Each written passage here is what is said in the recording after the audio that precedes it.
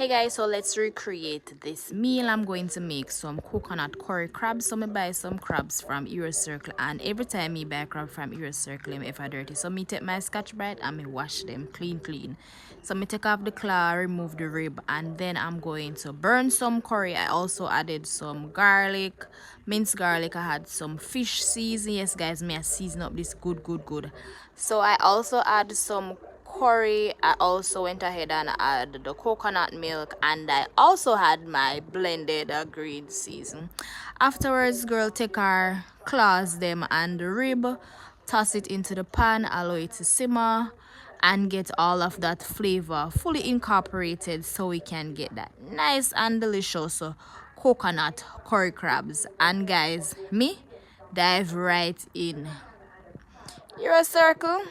Bad to bad. Me I go enjoy.